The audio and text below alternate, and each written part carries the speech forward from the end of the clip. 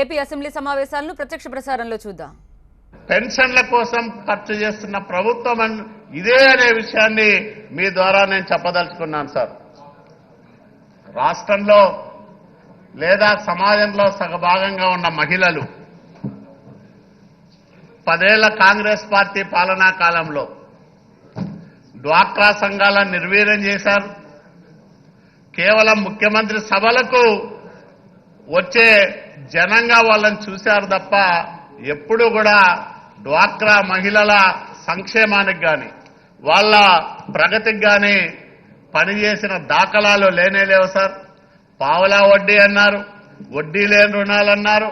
చివరికి వాళ్ళ నెత్తిన అప్పులు పెట్టి వాళ్ళు ఈ మైక్రో ఫైనాన్సులకు అధిక వడ్డీలకు తీసుకొచ్చి దాదాపు 280 మంది మహిళలు సార్ ఆత్మహత్యలు చేసుకున్నారు సార్. కేవలం ఆ రోజు కాంగ్రెస్ ప్రభుత్వ వైఫల్యం వల్ల, కాంగ్రెస్ ప్రభుత్వం వాళ్ళ పట్ల శ్రద్ధ చూపకపోవడం వల్ల మైక్రో ఫైనాన్స్ బాధితులు వేలాది మంది మనకు ఎక్కడికి వెళ్ళినా కూడా ఈ రాష్ట్రంలో కనిపిస్తారు సార్. అందుకనే డ్వాక్రా మహిళలకి రాష్ట్రంలో 82.91 లక్షల డ్వాక్రా సభ్యులకి ఒక్కొక్కరికి 10,000 రూపాయల చొప్పున పెట్టుబడి నిధి అందించాలని నిర్ణయించిన ప్రభుత్వం తెలుగుదేశం ప్రభుత్వం సార్. దీనికోసం ఇప్పటికే ఒక్కొక్కరికి 6,000 చొప్పున మరి 4,972 కోట్ల రూపాయలు విడుదల చేయడం జరిగింది. 15 నెలలు వడ్డీ కింద కూడా 1,338 కోట్ల రూపాయలు ప్రభుత్వమే చెల్లించింది సార్. ఈరోజు ఒకటే చెప్తా ఉన్నాం, డ్వాక్రా మహిళల రుణమాఫీ అన్నారు, పెట్టుబడి నిధి అంటున్నారు, చంద్రన్న పసుపు కుంకుమ అంటున్నారు. ఈ విధంగా ఈ పథకాన్ని ప్రతిపక్షం ఒక అవహేళన చేస్తా ఉంది సార్. నేను ఒకటే అడుగుతా ఉన్నా,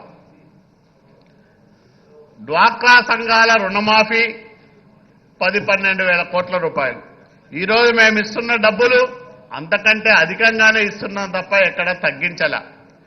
10 ఏళ్ల కాంగ్రెస్ పార్టీ పరిపాలనలో సాధారణ సంఘ సభ్యులు బ్యాంకులను అప్రోచ్ కాలేక చాలా మంది అప్పులు తీసుకోలేదు సార్.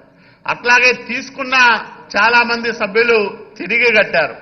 ఆ రోజు మహిళలందరూ కూడా గౌరవ ముఖ్యమంత్రి గారితో మీరిచ్చే డబ్బు మాకి అందరికీ సమానంగా పంచండి, అట్లాగే అందరూ లబ్ధి పొందే విధంగా చూడమని చెప్పినప్పుడు 82,91,000 మందికి సభ్యులందరికీ కూడా ఈ డబ్బులు ఇవ్వాలని నిర్ణయించి వాళ్ళు ఆ పెట్టుబడి నిధితో మళ్లీ బ్యాంకులో నుంచి రుణం తీసుకొని మరి ఆ రుణంతో మళ్ళా ఒక యాక్టివిటీ చేసి మరి సంపాదించి ఆ బ్యాంకులకు రుణాలు చెల్లించాలనేది ఈ ప్రభుత్వ ఉద్దేశం. అంటే ఆంధ్రప్రదేశ్ రాష్ట్రం అన్నపూర్ణ అని పిలువబడే రాష్ట్రం. అట్లాంటి రాష్ట్రంలో అధికారంలోకి వచ్చిన కాంగ్రెస్ పార్టీ 2004లో అన్నదాతల ఆత్మహత్యల ఆంధ్రప్రదేశ్గా మార్చింది. 24,000 మంది రైతులు రాజశేఖర రెడ్డి గారి 5 ఏళ్ల పాలనా కాలంలో ఆత్మహత్యలు చేసుకున్నారంటే ఇంతకంటే దౌర్భాగ్యం మరొకటి ఉంటుందా అని నేను అడుగుతా ఉన్నాను సార్. ఎందుకంటే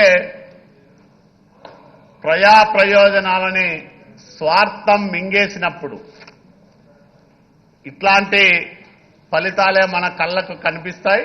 అట్లాంటి ఫలితాలే రాజశేఖర రెడ్డి గారి పాలనా కాలంలో చూశాం సార్. మనం జలయజ్ఞం పేరుతో నా దగ్గర అయితే చాలా సమాచారం ఉంది సార్.